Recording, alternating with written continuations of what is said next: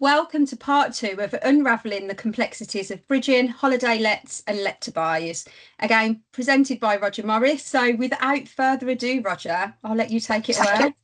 Can't be without further ado. So Natalie, finishing off this second part and just adding on to where we finished off on the value of bridging and short-term lets.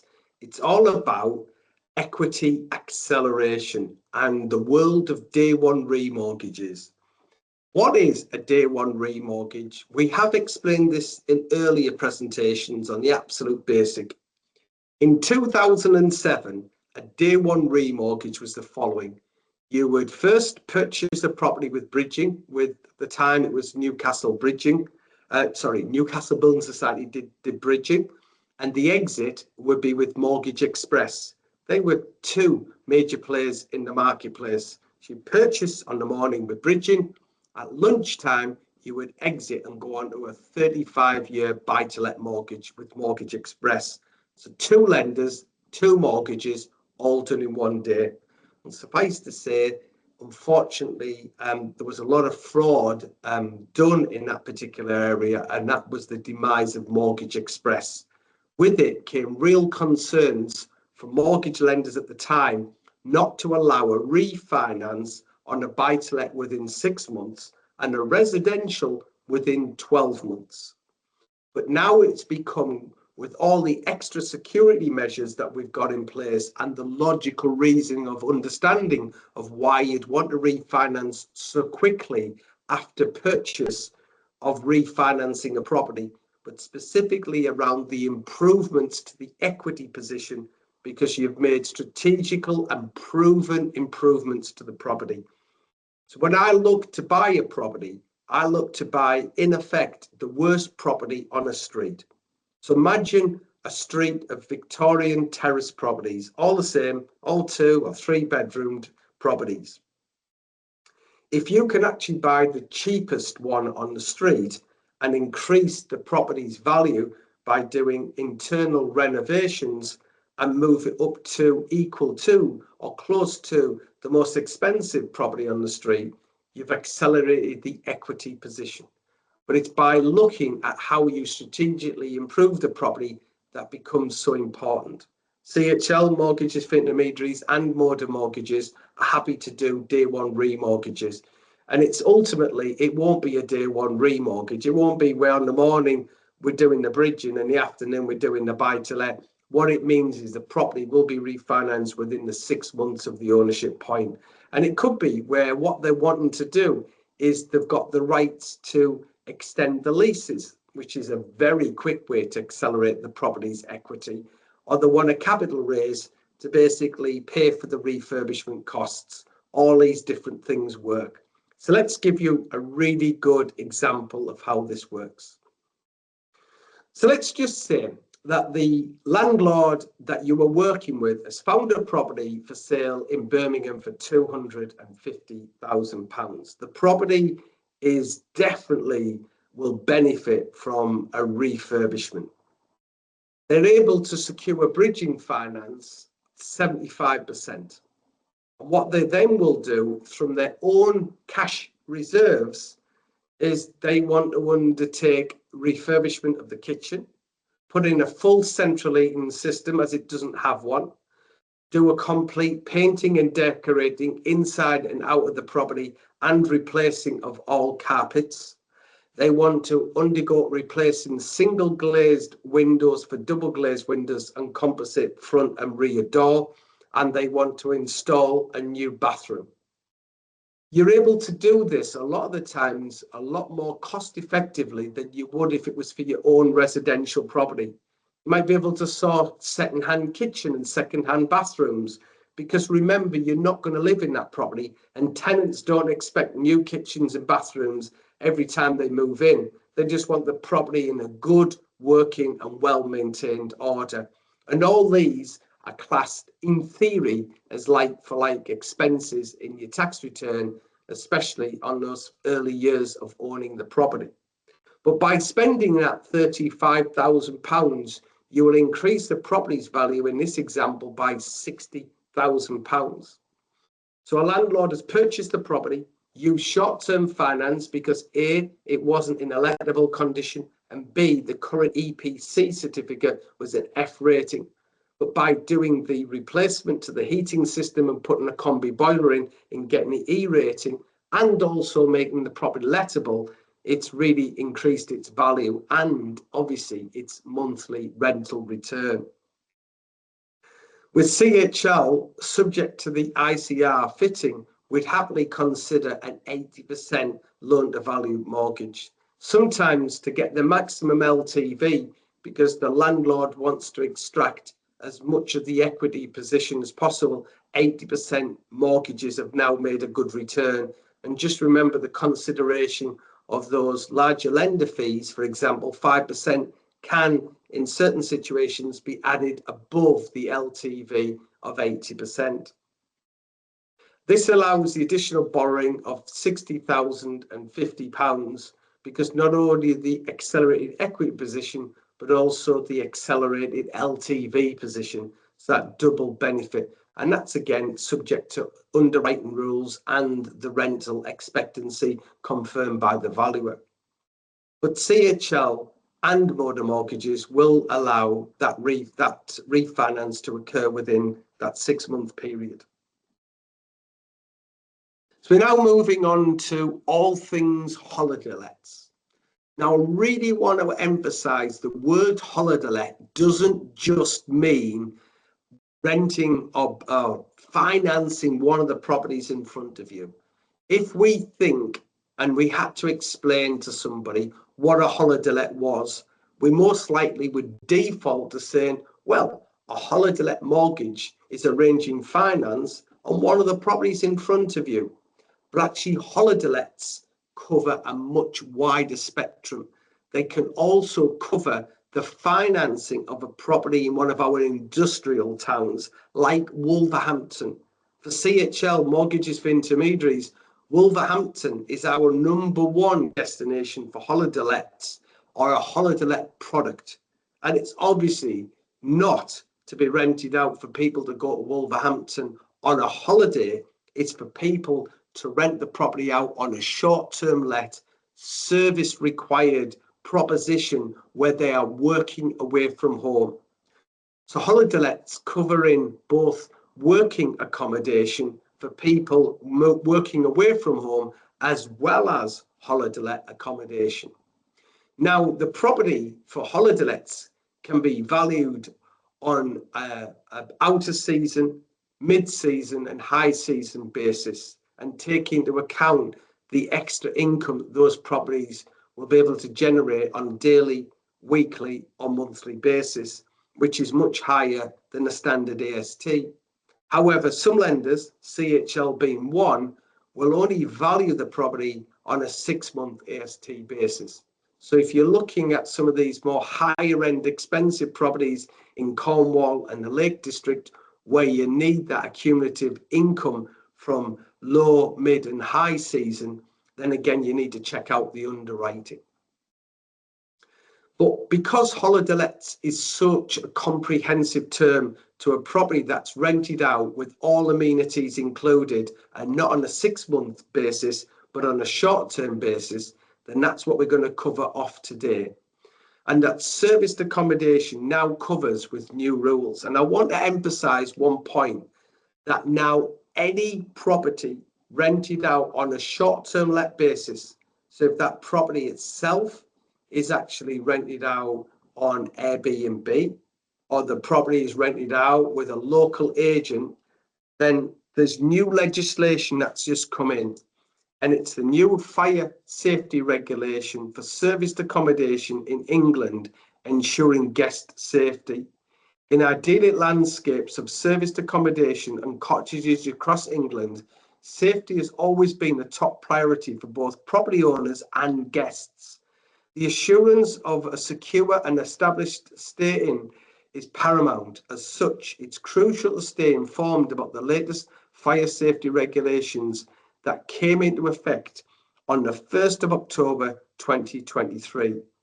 The rationale behind the regulation is even if you were renting out your own house for a week it needs to meet the same standards as a hotel. So all the property must have fire doors. It must have emergency lighting, fixed fire detectors, which is why HMOs really can, the mandatory ones, fit very well to the short-term let requirements. So many people who are renting properties out on Airbnb are still falling foul of these rules and could come in for some pretty heavy fines. So understanding the HMO Planning Act the Article 4 direction background, which is very important, is a property that is rented out on residential basis is classed as a C3. A property that's occupied by 3 or more non-related individuals sharing one or more facility as a HMO, but the new use class of a C5 holiday let came into effect. Now, holiday lets, there's many advantages and rules around holiday lets that would advise you get specific tax advice, which is preferred. We understood there's been a lot of reasons that people would have gone on to holiday lets, but it's about understanding those reasons. Historically, because of George Osborne's announcement on interest relief removal for properties rented out on 6-month AST, a lot of landlords suddenly flipped their properties from 6-month AST to short-term serviced accommodation so they could carry on offsetting the interest relief. What that meant was properties specifically in London, 1 in 50 properties was moved from 6-month AST to short-term let serviced accommodation, just to purely make the property profitable again because of the ability to offset interest relief. But as 1st of April in 2024, 2025, no longer can landlords offset the interest on serviced short-term let holiday accommodation as they've done previously. It's now classed in the same rules as standard AST properties. But the other big factor is, as the property is classed as a trading business, if the rateable value is £12,000 or less, you'll be exempt from paying business rates. So I always think of a particular village in the Lake District called Chapel Style, where the vast majority of the properties are very small cottages. Their rateable value would fall below the 12,000, which means virtually the entire village is not paying the local authority anything for refuse collection, contribution towards schools and other public services. So again, this is why the negativity can occur in the seaside coastal areas and areas like Wales and Scotland when it comes to that contribution. So the standard returns and increase in returns is, if I was to think about the following, which I had to buy a property for buy-to-let, it would be rate driven. I'd want to get the cheapest monthly payment once I decided on the structure of ownership. However, if it was a holiday let and it had a sea view and it had a hot tub and a log burner, all these can increase the rent significantly higher, particularly if there's demand in that location, that area for that type of property, way and above how a property could be rented out on a standard 6-month basis. Business rates for setting homes and council tax, we have explained quite a lot of difference between properties that are exempt because their threshold is £12,000 or less of paying any rates. So when a landlord is factoring in the daily, weekly or monthly rent, they've built in services, which is electric and gas, that don't have to factor in business rates. But there's been a significant upheaval and focus from HMRC and the government on holiday lets. And I think this came from a lot of bad practices during COVID.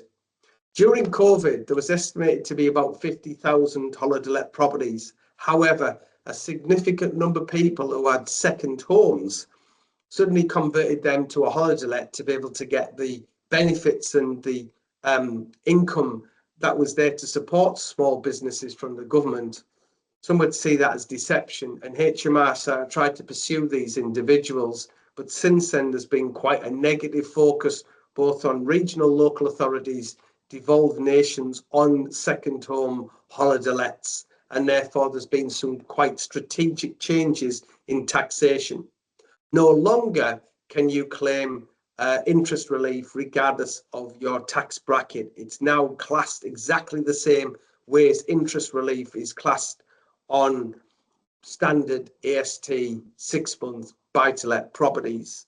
Either you'd held the property in personal names or limited company. The abolition of furnished holiday let tax regime announced in the spring budget of 2024, the furnished holiday let regime will be scrapped from April 2025. That's obviously now come into effect. This means short-term lets will be taxed like standard buy-to-let properties. So no more capital allowances on furniture, fixtures or equipment, loss of ability to split profits between spouses for tax efficiencies is one, isn't a company owner or a limited company owner, a mortgage interest relief aligns with standard rules. So it's about understanding these key aspects. All properties need to be registered on the National Short-Term Registration Scheme, but also remember the following. Sadiq Khan, when they realised how many properties were being taken out of the 6-month AST regime in London, rents were rocketing because landlords were renting the properties out now on short-term let through Airbnb. What happened was they implemented Section 44 of the Deregulation Act 2015 and made it unlawful for homes in London to be used on short-term let basis for more than 90 days without planning permission, of which I doubt planning permission would be given. Airbnb now automatically limits bookings in the capital to 90 days unless there's evidence of planning rights. And this definitely is in our devolved nations. Edinburgh specifically was hit hard by these particular points. So capital gains tax relief and wear and tear expenditures being covered, but also it's been the issue when it comes to entrepreneurs relief. So entrepreneurs relief used to give £1 million worth of gain. So let's just say you bought a property in Cornwall 30 years ago and it's now gone up by £1 million. If you'd owned that property as a holiday let and you'd sold your entire business, so let's just say you just had the one property, because you have to sell the entire business to get that entrepreneurs relief, you might have only paid £100,000 instead of 28% on the capital gains rule, say 280,000, whatever the tax variances were at the time. The point being that the government was giving huge advantages to landlords who had properties who were rented out on a short-term let basis as a holiday let, and these have now been scrapped. And I think it makes quite a big difference about how the taxation has gone when it comes to holiday lets. More importantly, it's very important for HMRC's rules that in England a property must be available for 210 days a year, and the fact that they're rented out for 105 days to qualify. And in Wales, even more stringent, 252 days per year and must be rented out 182 days. Very, very important to understand this. If a property is held in a limited company and the directors are going there to stay for a week, they can't stay there free. It's classed as a benefit in kind and they need to pay the company the going rate that they would have paid if they were renting the property. It's different if you own it privately, but it's quite easier for transition purposes, which is why more and more people are now buying holidays in limited companies for IHT. So buying a property in a limited company means you get 100% interest relief, and the IHT transition makes more sense. However, you can't stay in the property. It's classed as a benefit in kind. Personal ownership will still be the vast majority of holiday let businesses held that way, but the interest relief is very significant. And remember that the income's vatable. So once your income exceeds that £85,000 a year, you have to pay VAT. And again, that can be quite a big impact on the profits. So depending on how many you've got, or depending on the yield, because some of these big prestigious properties can certainly command a very sizable weekly or monthly rental return. Getting independent tax advice early on is my recommendation. So Airbnb has been hit hard when it comes to the legislation. There's two key points. One, check to see if you are advising on a client who's renting the property out on Airbnb, if there's any restrictions in the area that the property is held. London, 90 days, and in Edinburgh, very strict and stringent rules.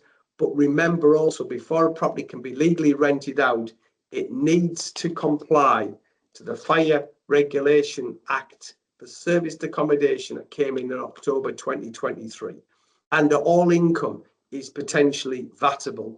So as much as you got that increased yield, we're seeing lots of landlords, which is where CHL certainly excel, where they've got a HMO in one of our university or our cities, renting out properties to people working away from home, that income is potentially vatable.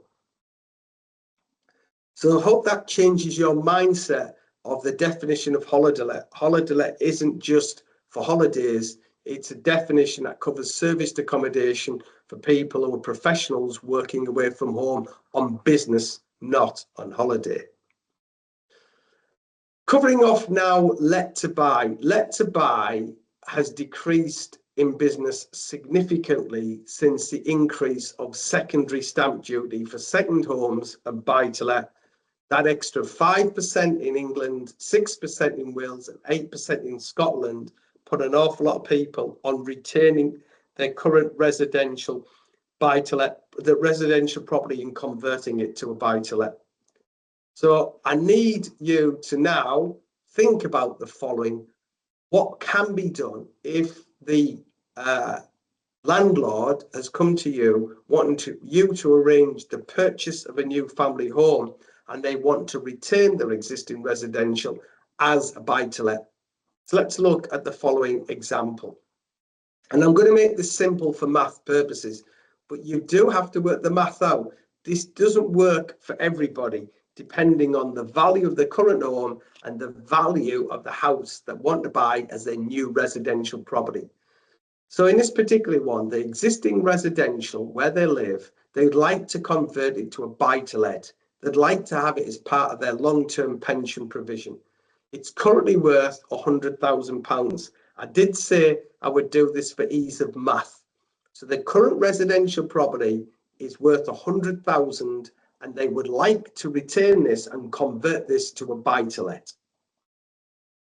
What they then want to do is purchase a new build property for £300,000. If in this scenario they intend to do that, they would pay £15,000 plus standard basic rate stamp duty on that purchase of the new residential, because the new residential will be classed as the second home, because at the end of the transaction, they wouldn't have disposed of their current residential property. And that is what is stopping them actually making this particular move, because if they sold their existing residential, they wouldn't have to pay that 5%. And this example is for England. It's not for Scotland, and it's not for Wales or Northern Ireland. Actually, it is for Northern Ireland. I do correct that. Got to remember all the different variations when it comes to the regionalised devolved nation stamp duty. So in the scenario like we could have, is what they could do is sell their existing residential to their newly formed limited company, pay no capital gains because they're disposing of a residential, and they would pay the 5% stamp duty on that purchase, because it would be the full secondary stamp duty. At the time of recording, this is accurate. So pay £5,000. However, their onward purchase, they wouldn't have to pay the extra 5% because they would have disposed of their existing residential property. I hope that makes sense. And it's a question of, but what you've got to sometimes look at, if the existing property say was 400,000 and the new property was 500, the math doesn't work out. and it doesn't make sense for the scenario. So it's surprising how quickly the figures can get skewed. Don't take it as a given if their existing residential is less than the new purchase, that this will always make sense. It won't always make sense, is my response back. So just to show you again, the new limited company would purchase that family home for 100,000. No, obviously, capital gains is payable. The 5% stamp duty will be payable at the time, so that's £5,000, and the lowest ICR applicable. Why? Because the applicants will be able to offset 100% of the cost of finance, whether that be the mortgage payment and the lender fees, and therefore whether they're a high rate or a top rate taxpayer, this will be the most tax efficient way for them to hold those properties. Basic rate taxpayers may have a slightly different view, but when you look at the savings of the stamp duty, it makes sense. The onward going residential purchase would be just at standard stamp duty, and they wouldn't have to pay that 7 secondary home extra surplus. So hopefully this makes sense. I've done this scenario myself and actually got correspondence with the revenue to confirm, and it was exactly as we've seen. Revenue will go through your lawyer and will confirm in writing if they want to actually get this in writing, but it can take, or it took me at the time, a month to get the response back. But you can go on the HMRC's website and put in the calculation, and it will explain the different variations as long as the information you put in is accurate. I just want to finish off this now by saying, for those that have done CMAP and they would actually look at a specific exam when it comes to buy-to-let, there isn't one just specific exam for buy-to-let, but there is the Level 3 Certified Practitioner in Special Property Finance, CPSP, done by the London Institute of Banking and Finance. There's 3 components to this. Component 1 is the commercial exam.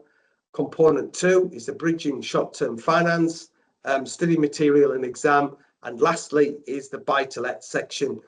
And I wrote, or had the privilege of writing the training material and the exam material. And a lot of the excerpts that we talk about today is kind of coming from that learning material of what would be needed, which is what Natalie and I have covered within these previous webinars. So I just want to say a big thank you for listening in for all these. If you've followed us all the way through and you've either done 10 webinars, if you did the absolute basics, or if you've just followed in these 4 specific buy-to-let series that were split into 2 components per each, thank you so much on behalf of myself and Natalie, and hopefully we'll either see you on one of the live webinars where we'll have one of our tax experts to be able to answer your questions, or I and Natalie would happy to do so. Natalie, back to you. Thank you, Roger. I think that was a great finish to it. So as Roger said, yes, we've come to the end of this series now, but we hope to see you on one of our live webinars very soon. So take care, and we hope to see you soon. Take care.